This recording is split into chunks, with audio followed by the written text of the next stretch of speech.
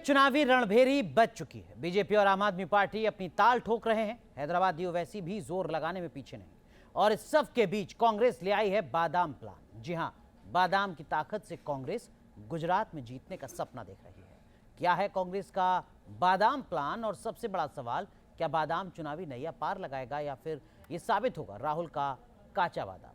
बताएगी news nation reporter मोहित राज दुबे की exclusive political report. चुनाव है, लेकिन राहुल गांधी भारत जोड़ो यात्रा पर निकले हैं। तेलंगाना पहुंचे तो पारंपरिक डांस किया और परंपरा निभाते हुए खुद को कोड़े भी चढ़ दिए। अब आप सोच रहे होंगे कि आखिर राहुल गांधी को गुजरात इलेक्शन की टेंशन क्यों नहीं? राहुल इतने रिलैक्स्ड कैसे हैं? क्या इसका जवाब है कांग्रेस का बादाम प्लान? जी हां, आपने सही सुना। गुजरात में जीत के लिए कांग्रेस का हाथ बादाम का साथ ले रहा है, लेकिन ये खाने वाला बादाम नहीं बल्कि पॉलिटिकल बादाम है, जिसको डिकोड करेंगे तो आपको समझ आएगा। बादाम का मतलब है बनिया, यानी वैश्य, दलित और मुसलमान। मुकम्मल रणनीति बनाई जा रही है। नेताओं की रैलियां भी इसी आधार पर तय की जा रही हैं, क्योंकि कांग्रेस को पता है कि मुकाबला भारतीय जनता पार्टी से है। अब सवाल ये उठता है कि क्या बादाम पावर से कांग्रेस को इस सियासी समर में टॉनिक मिल पाएगा? गुजरात में दलितों के लिए 13 रिजर्व सीट है, जिनमें से फिलहाल 8 पर बीजेपी और 4 पर कांग्रेस काबिज है। प्रदेश में 12 ऐसी सीट है जहां दलित मतदाता 10% से ज्यादा हैं। यहां भी 7 सीट बीजेपी के पास है तो कांग्रेस के खाते में 5 है। यानी पिछले चुनाव में कांग्रेस को दलित बहुल सीटों पर बहुत हद तक कामयाबी हासिल हुई थी और इसी वजह से दोबारा चला गया है बादाम प्लान। कांग्रेस की सरकारों ने, पूर्ववर्ती सरकारों ने क्या क्या काम किया और यूपीए 1 और यूपीए 2 ने गुजरात के अंदर विकास के लिए क्या फंड दिया और क्या क्या काम किए। भाजपा जाति और धर्म की लड़ाई लड़ना चाहती है।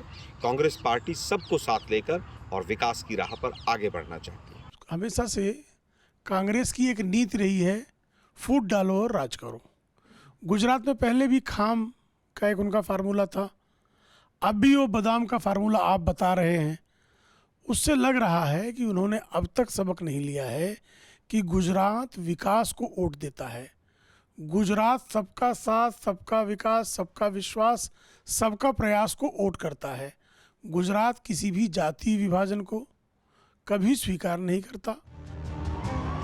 बादाम प्लान का तीसरा हिस्सा है मुस्लिम समुदाय, जिसे लामबंद करने का प्लान कांग्रेस तैयार कर रही है। गुजरात में मुसलमानों की आबादी भले ही 10% हो, लेकिन 25 सीटों पर मुसलमान डिसाइडिंग फैक्टर हैं। 2017 के चुनाव में 64% मुस्लिम वोट कांग्रेस के खाते में गए थे।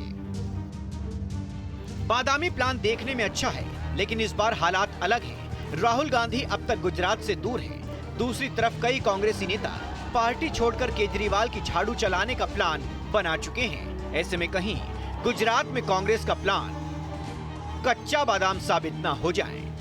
गुजरात विधानसभा चुनाव के मद्देनजर चुनाव आयोग की तारीखों के ऐलान के बाद चुनावी बिगुल बज चुका है। अब बादाम पावर के माध्यम से, ये कहें कि बादाम पावर के सहारे कांग्रेस अपनी सियासी जमीन को मजबूत करके चुनाव जीतना चाहती है। हमारे सहयोगी अतुल राज के साथ मोहित राज दुबे, न्यूज नेशन, दिल्ली।